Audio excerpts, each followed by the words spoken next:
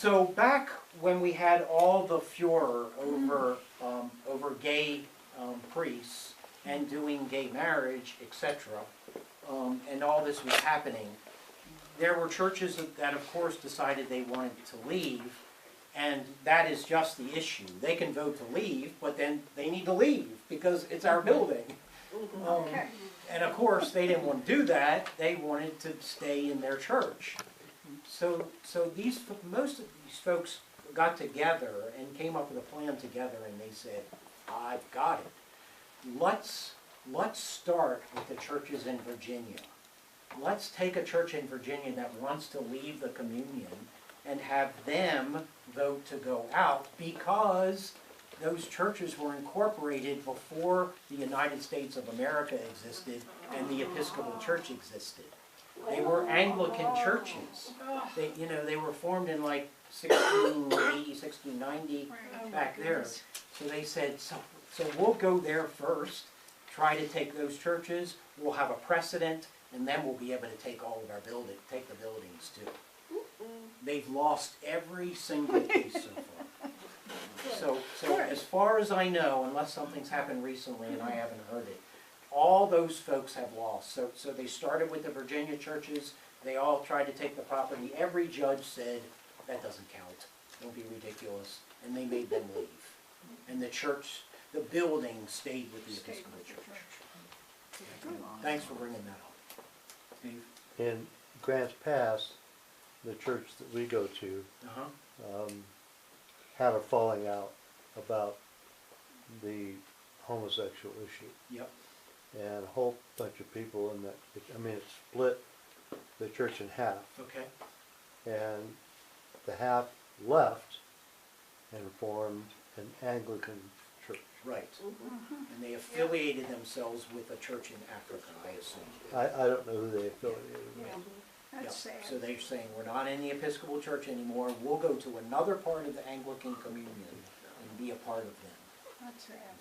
So the Mass is the same, it's just architecture is different. Exactly.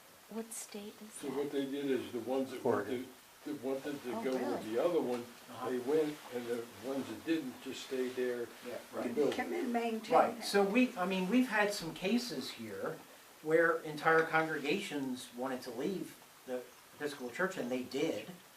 And so there were 15 people left in this church of 700 people that houses 700 people.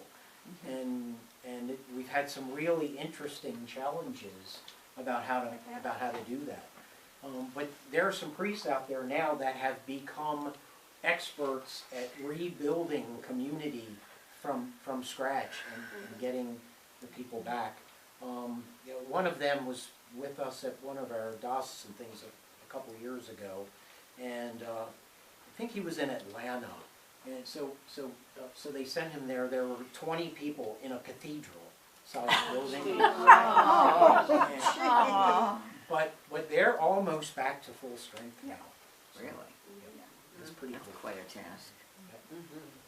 Okay, so just as the diocese has the bishop and the standing committee, and sometimes the diocesan council, the Episcopal Church, the whole Episcopal Church, has the presiding bishop and an executive council.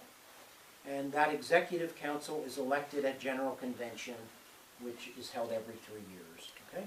General Convention is this year. It's in July. It's in San Antonio. I am the deputy to convention. Please pray for me. And what does that mean? So we do that once every 3 years.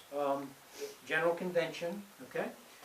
General Convention meets in 2 houses: the House of Bishops, and that includes all bishops in the church. We'll talk about that in a second. And a House of Deputies. And each diocese is represented by 4 lay deputies and 4 clerical deputies, regardless of how big the diocese is. Okay? Think House of Representatives and U.S. Senate. Okay, you see what we've done there? It's the same process. So General Convention meets in those groups, and we vote on things in those houses. So when we have a resolution, it has to be approved in the House of Bishops and the House of Deputies for anything to get approved. Martha? So just like we, Grace St. Paul's, elect people to go to the diocesan convention, Correct? lay people, Yep. how do those people in the House of Deputies get elected to go to the National General Convention? At diocesan conventions. Okay. So at our annual diocesan convention, we vote for people to go to general convention. Okay. And that's priests and lay people, because you only get 4 of each. Okay. Shirley? Who are the members of the standing committee? In our diocese, well, I couldn't name mean, them how are all they- off the top of my head, but No, I'll but how tell are you. they elected or? Yes, they're Uh-huh. all elected. Yep, They're all lay people, are they? half and half. Half clergy, Oh, half okay. lay people. Oh, okay, Yep. same thing. Has to be Good. half and half. All right? Who are the Tucson reps, or what churches are the Tucson reps? On the standing committee, Uh-huh. Bruce White is on the standing